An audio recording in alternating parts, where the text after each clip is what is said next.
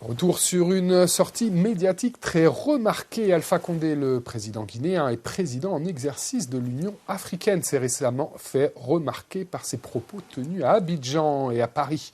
Alpha Condé s'est montré ferme sur sa volonté de couper le cordon ombilical avec la France, l'ancienne puissance colonisatrice. Des propos qui ont semblé déplaire à certains de ses pairs, notamment au président de la Côte d'Ivoire, Alassane Ouattara.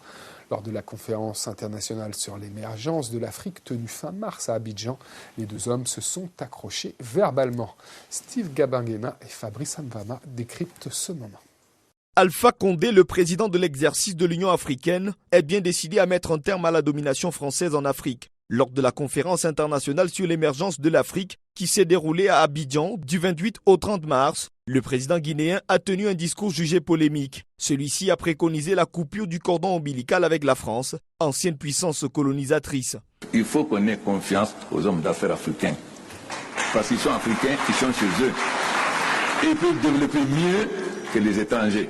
Parce que nous sommes encore trop attachés à l'ancienne puissance coloniale.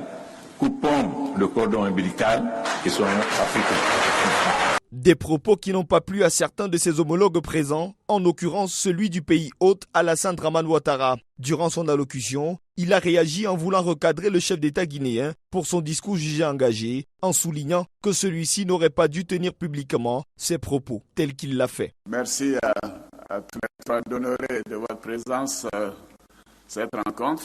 J'ai oublié de dire à Alpha que nous étions en direct.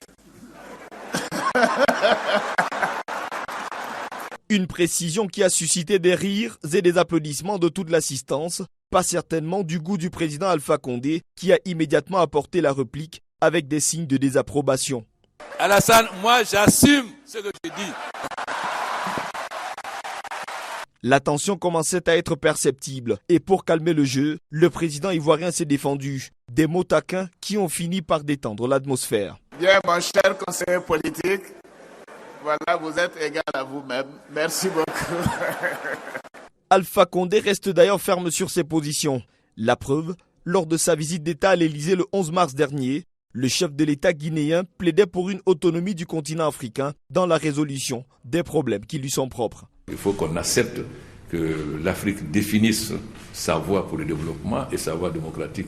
Bien sûr, il y a des principes universels de la démocratie, mais il faut qu'on cesse de prendre l'Afrique comme un seul État. Il y a beaucoup d'États avec des différences, donc il y a moins de dogmatisme et qu'on nous laisse définir nos voies. S'il n'y a pas de stabilité, de continuité, nous ne pourrons pas nous développer. Dans cette requête figurait la situation actuelle de Laurent Gbagbo, incarcéré depuis novembre 2011 au quartier pénitentiaire d'une cour pénale internationale très contestée par de nombreux chefs d'État africains, sous l'accusation de crimes contre l'humanité. L'idée portée par M. Condé, au nom de plusieurs de ses homologues d'Afrique de l'Ouest francophone, serait d'œuvrer pour une liberté conditionnelle de l'ex-chef de l'État ivoirien.